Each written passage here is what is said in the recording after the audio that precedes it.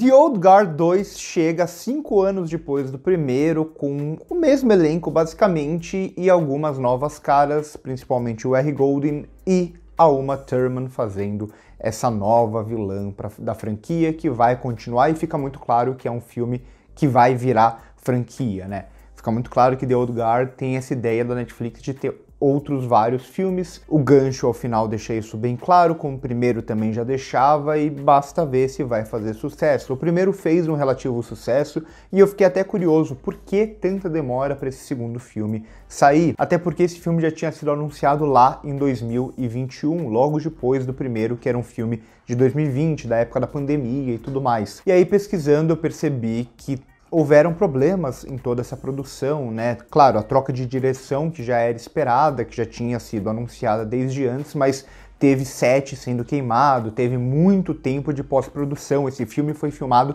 em 2022 para chegar só em 2025, então é muito tempo das filmagens, a pós-produção, refilmagens, depois mais pós-produção para depois o filme sair em 2025. Um filme que é muito curioso, eu achei muito curioso o fato dele ser um filme mais curto do que o original, porque geralmente quando você quer expandir uma franquia, é só a gente olhar para outras franquias de ação recente, como Missão Impossível, como John Wick e por aí vai, geralmente os filmes seguintes são filmes maiores ou pelo menos do mesmo tamanho do anterior, para você conseguir lidar com essa mitologia sendo expandida, digamos assim. E se o The Old Guard 1 tem quase 2 horas, ou em torno de 2 horas, esse filme aqui, se a gente tirar os créditos, sobra 1h35. É muito pouco para um filme que, teoricamente, eu deixo bem claro, teoricamente é um filme de grande escopo, de grande escala, de grande franquia, para continuar mesmo sendo um dos carros-chefes da Netflix e tudo mais, mas depois tudo isso começa a fazer muito sentido. Não achei informações ainda sobre o valor de produção desse filme, o que pode ser que ele seja mais alto por conta de todos esses problemas, filmagens e tudo mais, mas ele parece um filme muito menor, muito mais barato do que o filme original, do que o primeiro filme. A realidade é que The Old Guard 2 é o tipo de filme vagabundo que, desculpe o termo, mas que cada vez mais a indústria tenta transformar em algo normal. O que eu tô querendo dizer com isso e por que o termo vagabundo? Porque é o filme que ele existe só para ser mais uma ponte de franquia, mais um episódio qualquer de franquia que apresenta algumas coisas novas de qualquer jeito, mas o importante é sempre o que vem a seguir, né? Essa lógica que a Marvel é um pouco culpada nesse sentido, né? Por mais que a Marvel ainda, durante grande parte dela, ela tentou desenvolver esses filmes dentro de uma lógica de franquia, mas tinha um pouco de interesse com esses filmes e tudo mais, mas cada vez mais a gente vê esse tipo de filme ponte, esse tipo de filme que não importa, ele meio que não importa, ele só importa para jogar algumas informações para um filme seguinte, mas ele por ele mesmo, ele não serve para nada, ele é um filme que não tá nem aí com nada, ele não tá nem aí para existir, basicamente, né? O que importa aqui nesse filme é apresentar a personagem da Uma Thurman, alguns novos conceitos dentro do universo, a volta de uma personagem que já tinha sido citada no primeiro e mostrada de alguma forma no primeiro, mas o importante não é o agora, o importante é o depois. É um filme que, até por isso, ele é um filme mais curto, né? Ele é um filme que ele não serve pra nada, ele só serve para apresentar essas informaçõezinhas, né? O segundo da franquia Halloween, principalmente, né? Dessa nova leva da franquia Halloween, dessa última trilogia muito ruim de Halloween, o segundo é bem um exemplo bem claro desse tipo de filme. Então o The Old Guard, o primeiro, ele, que eu já não acho um grande filme, mas ainda assim tem as suas qualidades, fez muito sucesso na época e tal, ele é bem um filme de origem mesmo, que pode ter uma continuidade, mas tem um interesse naquela mitologia, tem um interesse naqueles personagens, tem um interesse nele mesmo. O segundo filme, ele não tem interesse em nada, o que importa é o que vem a seguir, o que importa é o terceiro filme, o que importa aqui não é nem a ação, porque sim, se trata de uma fantasia, uma ideia de mitologia que se estende pela história e chega na contemporaneidade e tudo mais, mas é uma franquia de ação. É uma franquia de ação a ponto de pegar dois ícones femininos da ação mais recente ou da ação nesse século, né? Se a gente olhar para Uma Thurman, ela tem todo o lance de Kill Bill, que o filme tenta explorar até no marketing aqui, usando a katana, usando a espada, esse tipo de coisa. E a Charlize Theron, que é um ícone de ação, principalmente a partir ali de Mad Max, depois com Atômica, depois com o próprio primeiro The Old Guard, que já se usava muito dessa figura, dessa persona da Charlize Theron.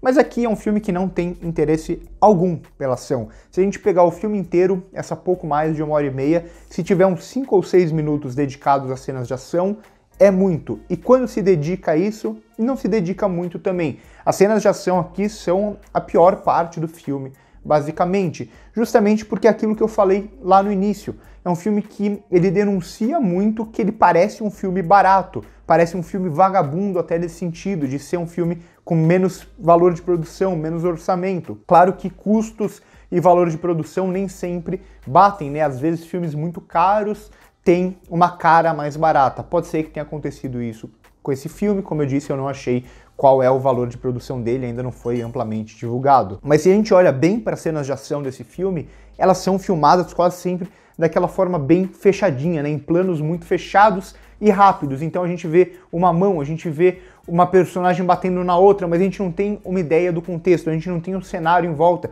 não são filmados em planos mais abertos, com ações acontecendo simultaneamente ou com algum tipo de coreografia. Não, tudo são esses planos fechados, básicos e rápidos. Plano fechado, básico e rápido. O filme inteiro é assim. Até tem uma continuidade entre os planos, esse nem é o problema. Mas fica muito feio de alguma forma, fica muito básico, porque justamente é um filme que ele se vende como se ele fosse uma franquia de grande escala, uma nova inserção de grande escala nessa franquia, mas a escala do filme, tudo é muito pequeno, tudo é muito fechado, tudo é muito básico. Pode ser que tenha a ver também com a nova direção aqui, né? Uma mudança de diretor e tal, mas não acho que é só isso, né? Eu acho que é o filme que ele é pensado para ser exatamente o que ele é, para ser esse filme vagabundo de meio, esse filme que só serve para apresentar algumas informações e tentar manter o público engajado, manter até a Netflix tendo filmes interessantes, franquias interessantes não no sentido de serem boas ou ruins, mas que geram interesse, essa tentativa de continuar fazendo isso, né? Continuar com The Old Guard, tendo mais filme, isso eles tentam fazer com algumas franquias para mostrar que pelo menos eles têm uma espécie daqueles carros-chefes, digamos assim.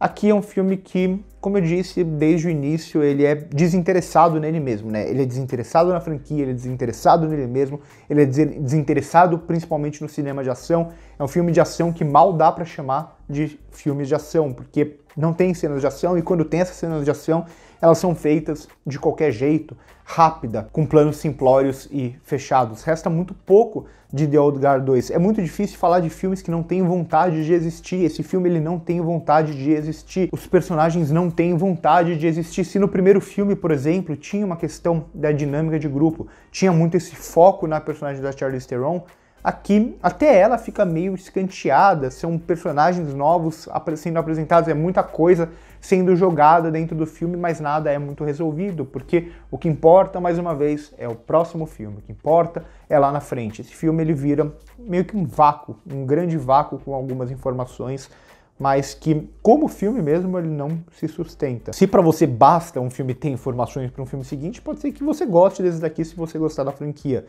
Mas, no geral, como filme, ele é muito, muito ruim. E é mais um filme, né, desses que são adaptados, Greg Rucka bastante envolvido, né, ele que é muito mais conhecido como quadrinista e tudo mais, mas eu sinto que as adaptações dele para o cinema, pelo menos as que eu vi, nada funciona muito aqui, né, e aqui é mais um desses casos. Mais um filme ruim da Netflix e mais uma franquia bem qualquer coisa da Netflix. Acho que essa é a definição desse filme, é um filme qualquer coisa. Enfim, não gostei de The Old Guard 2, achei bem fraquinho. Não diria decepcionante, como eu disse, não acho o primeiro um grande filme também, mas certamente talvez eu tenha até sido injusto com o primeiro filme se comparado com esse segundo aqui. É uma pena que é um momento onde a gente tem grandes franquias de ação existindo, até virando spin-offs, como o caso de John Wick, a gente tem Mad Max, a gente com Furiosa, a gente tem também Missão Impossível, a gente tem Top Gun Maverick que voltou, a gente tem tantas franquias boas de ação e no meio disso parece que tem uns filmes de ação que não estão nem aí, uns filmes de ação que não gostam de ser filmes de ação, que estão mais se importando com implementar algumas informaçõezinhas e personagens. É o que eu sempre falo, muita gente critica alguns filmes de ação falando, ah, mas o problema do filme é o roteiro. Geralmente o problema de um filme de ação e filmes de gênero de forma geral não são o roteiro, principalmente o cinema de ação. O cinema de ação pode ter personagens estereotipados, básicos, mas se ele tiver um interesse pela ação, um interesse por grandes sequências de ação, ele pode funcionar muito bem, como é o caso de alguns que eu citei para vocês. John Wick não tem um grande roteiro, uma grande premissa. O próprio Mad Max Estrada da Fúria não tem um grande roteiro super bem desenvolvido. O que faz esses filmes serem grandes filmes é justamente o interesse deles pelas sequências de ação. The Old Guard não tem um bom roteiro, tem cenas de ação piores ainda. The Old Guard 2 é realmente muito fraco. Se você gostou do vídeo, deixe seu like. Se não gostou, deixe o dislike também. Comenta aí embaixo o que vocês acharam, se vocês concordam ou não comigo. Vamos trocar uma ideia, vocês não precisam concordar comigo. O interessante é sempre a gente bater um papo. Primeiro comentário fixado, minhas outras redes sociais, meu curso, meu cineclube, por hoje é isso e corta.